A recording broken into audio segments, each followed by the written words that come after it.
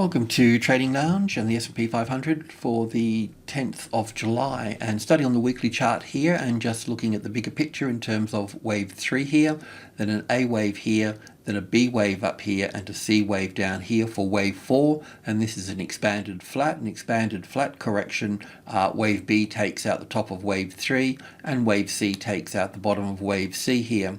I have to say though that normally the wave B doesn't come this high. It does take out the top here but doesn't really come this high here, but it's all the tech stocks that on the NASI that have pulled the market higher, as the NASI's been leading higher. But there are lots of stocks that have got this A, B, C correction here where the B wave hasn't taken out the top here, and that's especially apparent in the banks. This is Goldman Sachs here, so coming back we can see the A wave down here, very clear B wave here and a C wave here.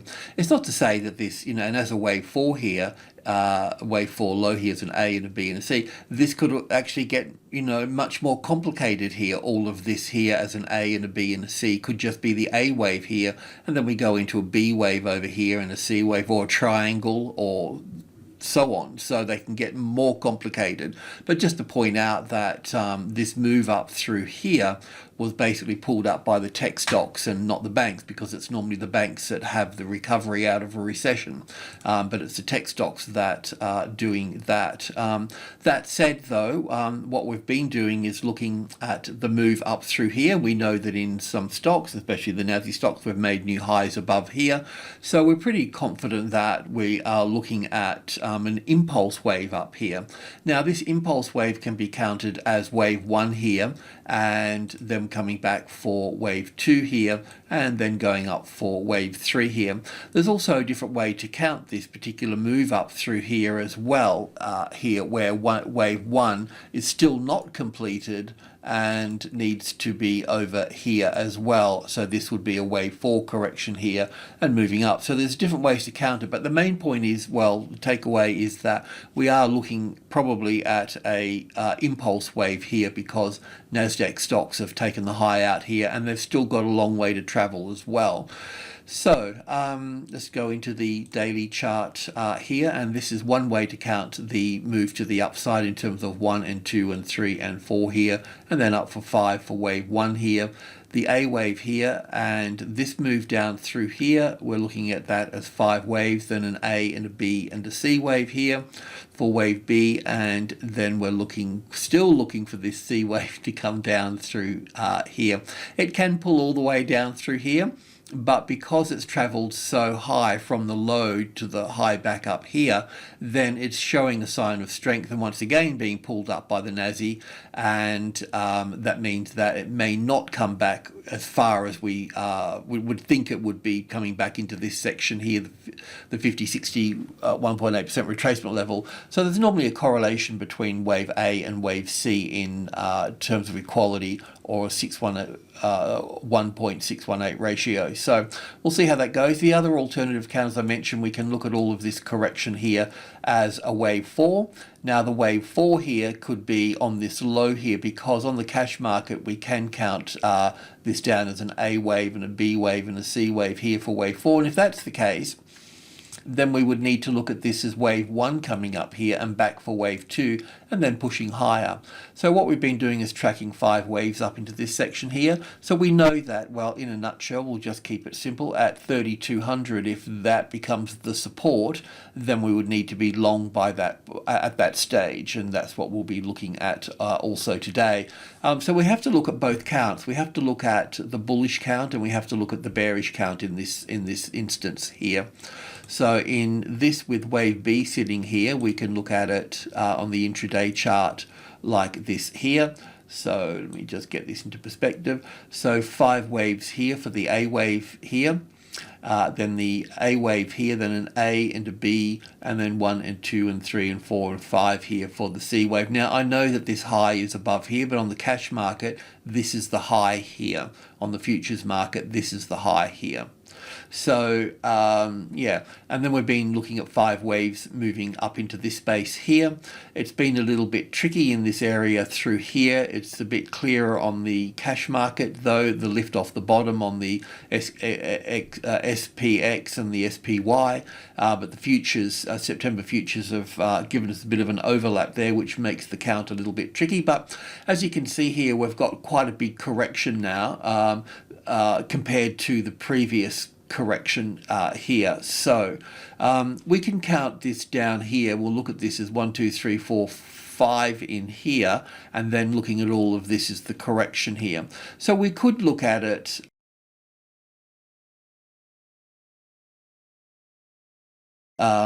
as instead of a wave, well, as a wave C top here, we can look at it as down for 1 here, back for 2 here, down for 1 here, coming back for 2 here, and then coming down for 3, 4, you know, giving us this move down here. So we're kind of in this space up here at the moment with this, and it gets a little bit rough and confusing and so on. So yeah, but I can probably say, well, we should just go in and have a look at it at this point. So anyway, this one here has got the ability to pull down here. We'd be looking at a move similar to this here in terms of size, and that would bring us down into this space here. So down for 1 here, back for 2 here, down for 1 here, back for 2 here, and then moving lower from this point. So yeah, I mean, in a bearish market, we can just take the low out here and sell that. In a bullish market, we could just take the top of this one out now, because we could look at this as an A wave and a B wave and a C wave here. So we could look at that in terms of the other count here, where we have wave 3 here, an A wave here, a B wave here, and then 1 and 2 and 3 and 4 and 5. Now, as I mentioned, this is the high on the cash market. So we could run with that as an A wave, a B wave, and a C wave down through here, and then up for 1 here, and then an A and a B and a C back for 2. Now, it hasn't pulled back to its 61.8% retracement level, but it has given us, well, a wave A here, or wave 1, a B wave here, and a C wave down through here. So we just need to look, this may be right or wrong, and it doesn't really matter. What matters here is that, you know, we need to be on the right side at the right time. So if you ask me that, well, then we'd need to be long above this point here. And then, as I mentioned before, the 3200 here, that would give us a bit of clarity as support. And to get support, then we would need to look at this here. A move up here would react at the level here, and then it will give us the classic trading levels pattern here as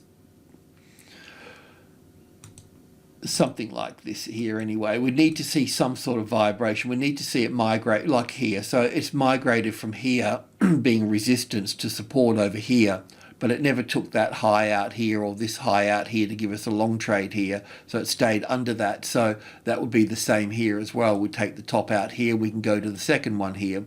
So that would give us our long trade to the upside and would be away at that point. We could get a small position here, and then we could look to add to the position over here, because there would still be risk at this point here. It's still possible that this, I just don't want to have to chuck a spanner in the works here, but there is a count that could have this, because of the futures market having a bit of an odd thing down here. This could end up being a wave 3 and a 4 here, and then a wave 5 here, and then the whole market moving down from that point there. So what I'm saying to you is, do not overtrade if you take this top out. We're also going to get a better position on that as well. We could also take this top out here as well, and we're going to talk about that when we move on the intraday charts, when we take a closer look at that. So yeah, so just to re-clarify this, that if this is wave 1 here, and an A and a B and a C here for wave 2 here, wave 2 may also, well, we'll have a look at that in a minute, but just to stay on this page, as an A, B, C here for wave 2 here, and then we can take this top out here with a small trade here, and then we'll look to add to the position over here if we get this set up here, and then we'll be on our way to the upside here. On the downside, we would need to be looking to take this out here, but we also really want to just have a small trade here as well, because this this box is the 50 and the 61.8% retracement level here. So for this to actually move down further from here, we want this 61.8% here to become the retested resistance here. So having a small position here and looking to add once that level there, the 3080, becomes the retested resistance, then we can start to add to the position more and at least trade down to the to the major trading level 3 here, the 3000, because there will be a bounce off this point here. You know, there'll be something like this here, testing a new low and then heading higher from that point. So that's kind of it in a nutshell. Let's go in and take a closer look and sort of pull this apart here for the keen Elliott traders. We're on the 4-hour chart. So yes, in this space here, we could look at this here as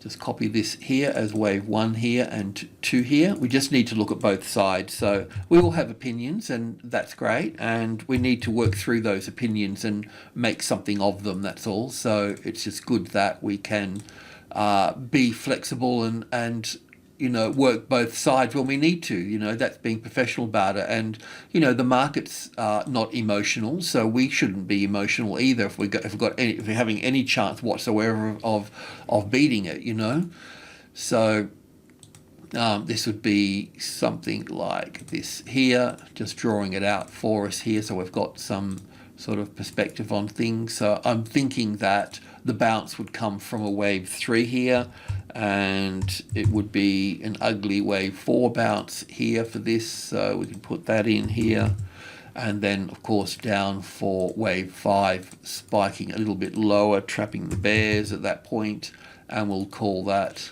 wave C here of wave 2. And then we can look to go long at that point down here somewhere. I already had them here, I should have checked. I always forget to check. So yeah, look a little bit like that here, and what we can do here, as just mentioned, is take that there. We can just put that under here. We could put it a bit higher under that move there as well, that point, but I'll just leave it a bit lower here for the time being, because we need to know where, if this is wave 1 to the upside here, then wave 2 will pull back. We don't want to get caught short without understanding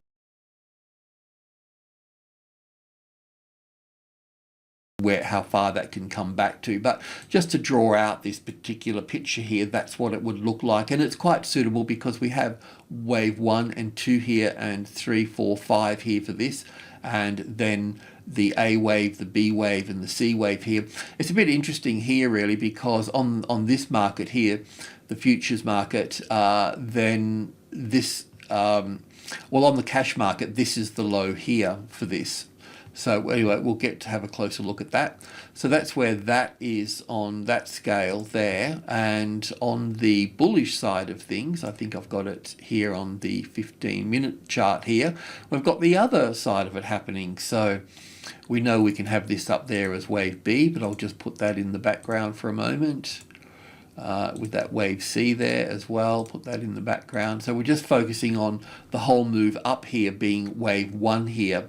And yeah, in this case here, we can look at this here being the A wave here, the A, the B, and 1, 2, 3, 4, 5 for the C wave for B here, and down for the C wave here.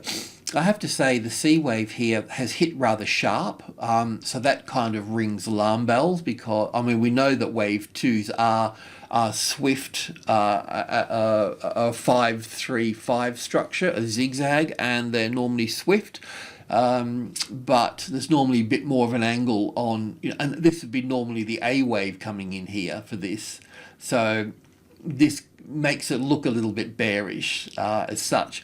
So we can count, I can count this up here, and we'll count this together soon, but 5 waves up here already for this, and which is probably the 61.8% is probably around here somewhere, if not a little bit lower from that top to that low here. Not that it matters that much. So it's pulled up to here in 5 waves, and we'll check that out. So we could look at this as the A wave here, the B wave here, and the C wave down here for wave 2, and then moving up from that point.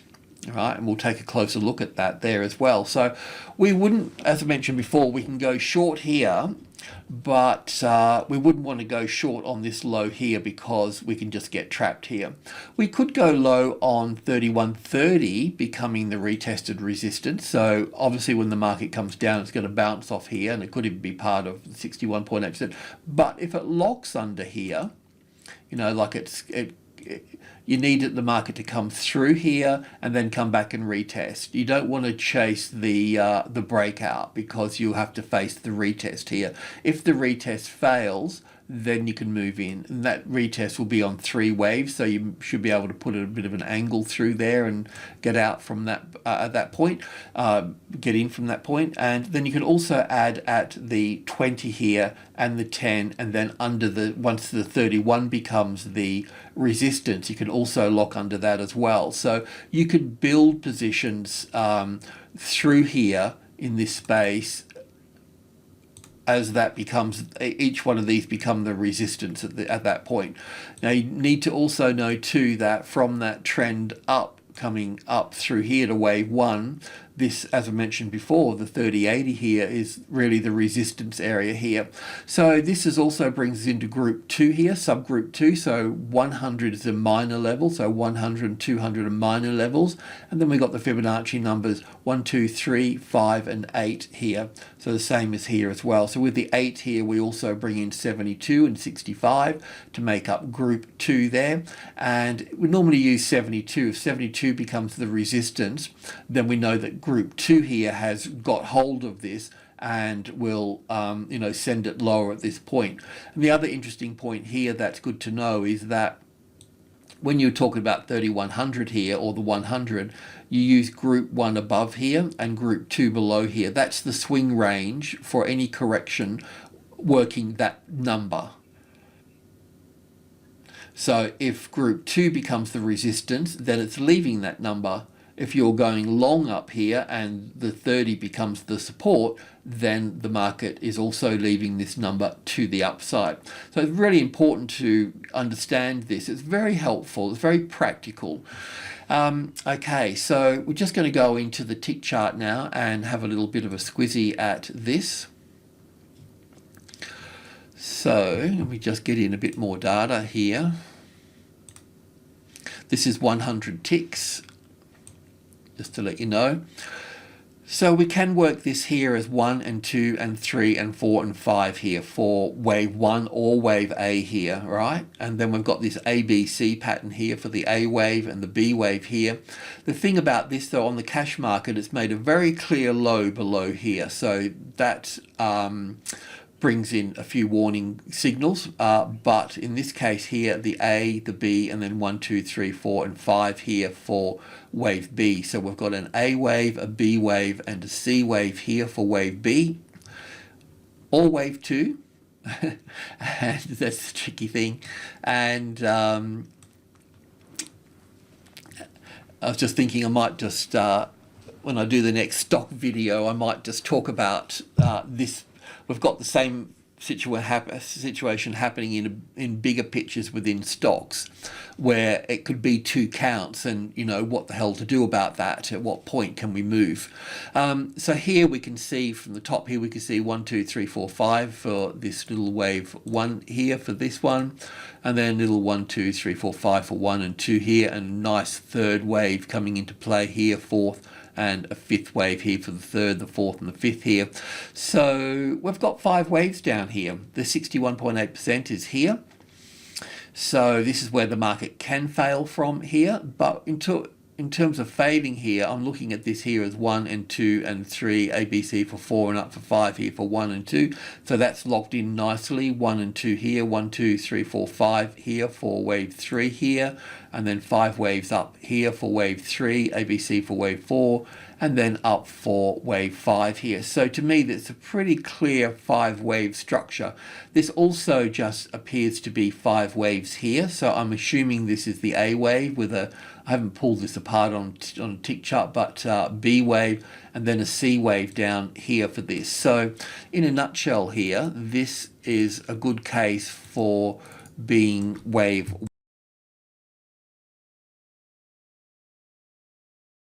one here. We just, we've got to kind of look at these things, and wave 2 sitting in this space here for this here. This will also be in 5 waves, so we could look at this as probably, I haven't pulled it apart, but probably 1 and 2 in here. At the same time though, this has pulled down to the 50% mark, so we just need to be, and this is also pulled back up above the 61.8% mark. So what we could also do, we talked about going long from this point here. We could also go long from this point, and we could also go long from the top of wave B here as well. So we could just put that in here. But you wouldn't want to make them big positions. If you normally trade 10 contracts, well then just trade 1 or 2 at that point. Make it small. Less is more.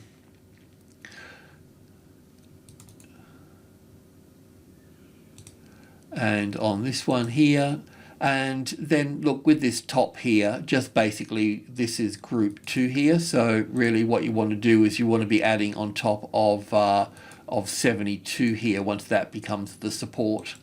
And if you're up here anyway, well then you could also add on top of the 80, but then you have to wait. We have to wait for 32 to show us that particular pattern, which was the arrival, the reaction, the first high above the level, and then the ABC pattern, and then we can go long again from that point.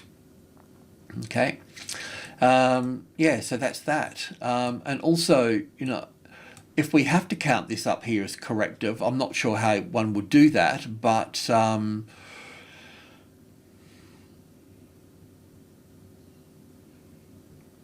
the question is where to go short. And just to recap that, we mentioned before that going short would be having any retest here of that 30 will be in 3 waves here. And then, so you can take the second low to go, you can take this one to go short, or this one here, or you can draw a line through here. But you just got to give it some space, because, it could just spike down and then build up and not come back. So that's why it's important to work those lows there, because it needs to retest that. And then the retest, the supply, the sellers need to come in and, push it back down. And then the market needs to confirm to you, it needs to prove to you that it's going in that direction. So you need to surf that wave, you need to be behind that power. So you need to know how to surf. And this mechanical way that I show here is many roads to Rome. It's just one way of doing it. But there you go. So that's really it in a bit of a nutshell. Let's go and revisit this situation and just make a bit of a summary of this here. So we can have this situation where we have wave 1 here and wave 2 here, and that means that we need to be going long. We can go long above this high and this high, and we also add on top of 32 here. So you make these positions really small here, and then once we're clear here, then you can start building up here. This is just to get a little bit of pocket money here, so you can allow larger positions with wider stops at this point here. So you're still within your risk parameters.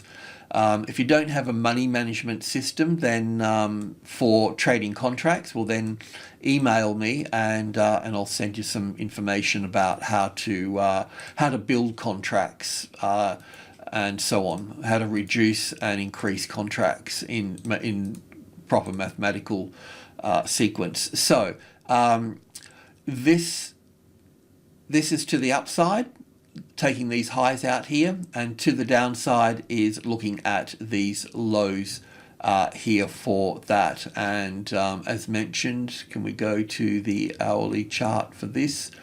So yeah, this will do here. So on the short side here, in a nutshell, we take the low out here, but we know that the 61.8% retracement level is in this space here for this. So we need to make sure that the 61.8% retracement level here at 3,133. So we, when we look at these things, there's psychology in these markets, and the psychology really is the volume, in my mind anyway. It's, actions are louder than words in a sense. So and volume is the action. So what we want here, even though that's a 61.8%, we need to gravitate to the closest largest number, because that's the one that everybody will be thinking about, and we need that as resistance there. So on the short side, you can expect to bounce off that for sure if the market comes there, and then it will come through, and then if it's going to be short, then it's going to lock under there, and then that's your setup for the downside there. And you can also add on, well, in a nutshell here, we can add here, we can add under the 20 when the 20 becomes the resistance, and when the 20 becomes the resistance, then the market generally gets pulled down at that point. But the market can come down and spike on this and then move up. But in group 1 here on the downside, once number 2 here, the 20, number 2 becomes the resistance, then the market will be, most of the time, will be pulled down to this number. And it's not a lot of distance here, but sometimes it can just be the straw that broke the camel's back in a way. So moving, bringing it down to this level here could change a wave structure. So it's important to understand what 2 can do in these instances here. It spiked down, but never became the retested resistance. It can normally spike down to 1.5 and then push up from that point. So number 2 on the downside is good for that. So look, you can use all of these numbers to add into here to the downside here. This is a problem here, the 61.8% here for the downside. Just sort of thinking, can this be anything else here? If we had this as an A and a B here, and then a 1 and 2 here, and 3 and 4 and 5, it's possible. This is what probably could happen. So an A wave here, B wave here. So if I go to the 4-hour chart here, this is, if we use this as the A wave here, the B wave here, 1, 2, 3, 4, 5 into here, and then up from there. So that's possible. Yeah, so you just got to watch that 61.8% mark here. I guess if you are short down below here and the 3100 here has become the retested resistance here, that's where the stop would need to go above that as well at that point. So to protect yourself in this space here, perhaps not add anything in this space until the 61.8% becomes the resistance, in this case the 3072, then you can add again at that point. So if you're adding down into 30, 20 and 10 into this space here, then you have to wait for 30 to become the resistance here. And once it becomes the resistance, then just allow it to come down here and do its thing here. And if it comes back up and above that again, then you want to be out at that point. And then if you're going to scale in and go long, then you want to go scale in and go long at 3130, the top of subgroup 1 at that point. All right, I've waffled on long enough, so I'm going to leave it at that. Thanks for tuning in. Much appreciated. Cheers.